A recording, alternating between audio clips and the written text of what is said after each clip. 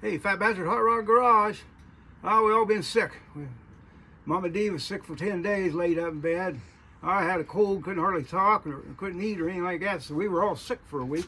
Not me. But yeah, not many me. She was okay.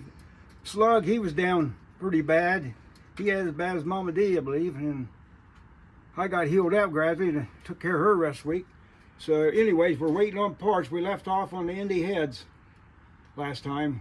We're waiting on the valve springs. We're calling to see when the valve springs are in. All I gotta do is put the springs on it, retest them, and they're ready to go. So in the meantime, we're waiting on that. I was looking for my tape measure there. Let me go get a tape measure, me. Hey. So what are we working on today? So in the meantime, we're waiting on parts for this. I'm waiting for my stuff in my car, and I'm waiting for valve springs on that because them's the next things in line to get done. I don't want to throw any other big ones in here until we get these finished. We get these heads out in his transmission. In the meantime, I thought I'd go through this here. I'll show you how we'll drill them drive shells out. And lightweight, make them lightweight drive shells. I got an old Rusty one here, so the only one I can find at the moment. I went out and got me some steel laying out back. 6 inches. The bottom is like 6 inches by 8, 6 by 8, and then you need 2 pieces, 7.5 by 8, 7.5 by 8. What I done is welded this together and squared it up. Okay, I squared it all up, and then I made me a stop here. That way you can put this drill. This is why you can do these and get them done a lot faster. What did you make it out of? I made it out of, this is like 3 inches long, 3/4 wide. Is that just metal you got? Yeah, just steel I had laying out, and I welded 2 pieces. I put it on a split pin so it hinges. Okay, I made this so it'll line up that in the center. So I done that, and what you do, you take this plate here and put it on here. And if you like, I'm going too fast, let us know, and we'll go. And you want to try to make one of these, we'll slow her down. So sometimes they can just push pause. yeah. Excuse Fat Bastard, he's not up to date on this. Well, I have my nut tearing. Oh dear. There it is. Put a washer and nut on there. I got a 1/2 inch bolt goes all the way through that. All right, you're putting a nut on the other side then. Yeah, nut on the other side. Here's my stop. Puts that almost dead center here.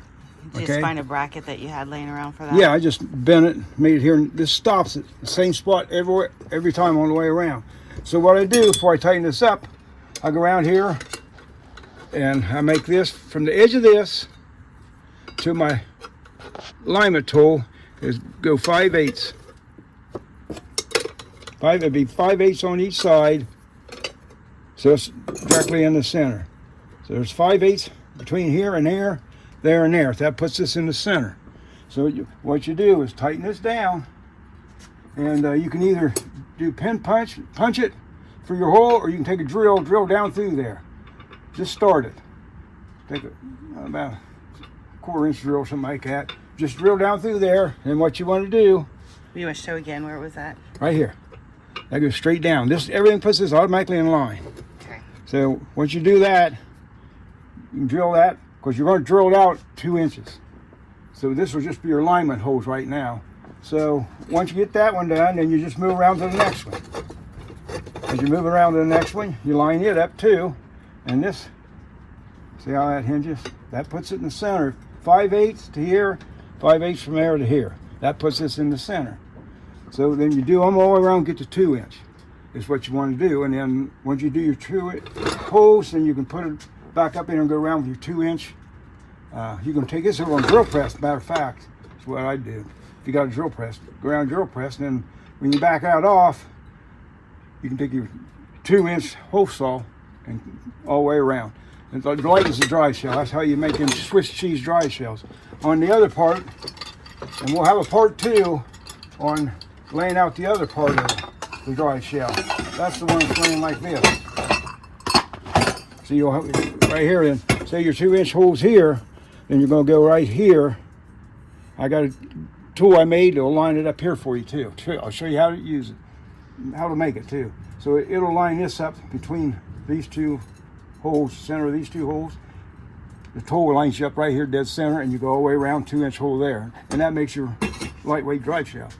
I just made it out of this steel I had laying around the house, and if anybody needs to know more about it or want me to draw up a figure, a little print or something to send to them, I can do that. It's easy enough to make. Just get off scrap steel laying out there. Don't buy them tools, make them. And then these things are expensive to buy, and when you can make it at home. So the next one we'll show you is how to do the other holes. Yep, next week we'll show you the other ones. Yeah, and then then we'll show you how to do the other ones, and we'll go back on the third input. We'll go back and we'll show you we'll drill some holes to show you how well it works. Other than that, that's pretty much what we got for today, because we're in a bind now waiting for parts. I guess we got sick at the right time when nothing's here. Like I said, the heads are all been checked, cleaned the valves off. I just, you see what I done last time is not knurled, but I lapped them in just to make sure the seats were good. Everything's good. The only thing wrong, I had one inner valve spring broke on number 1 cylinder, and then he had another cylinder, like the number 2 cylinder had a damper spring on the inside. It was broke, so he's got new springs coming. So when we get them and put them together, we'll show you, and we'll test them, and we'll get them out of here. I'll get him and his transmission both out of here. Well, hopefully things will pick up. Now this weather gets nice, we can get a lot of crap done.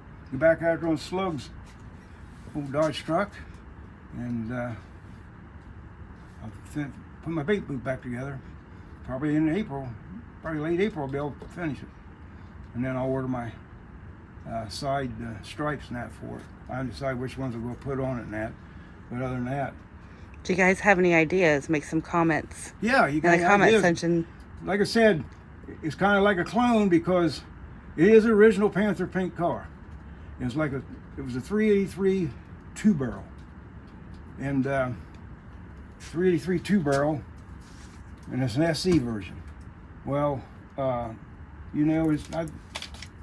it's worth more better than doing what I'm doing. Put a 446 pack in it, and if I ain't interested in a 6-pack, I'll put a 4-barrel Holly and stuff on it. But I'm going to put a 6-pack on it right now. But right now, everything's down on it. I'm going to paint the motor now, and I can probably do that now while we go waiting on the parts. Paint my motor and get it down in there, and that's pretty much where we're at right now. Let's just wait for parts. Hurry up and wait. Hurry up and wait. When you talk, they should have the springs coming. So, I guess that's it. Yep. Don't forget to like and subscribe. Fat Bastards Hot Rod Garage. Don't cost you anything. It's free. If it's free, it's me. Bye.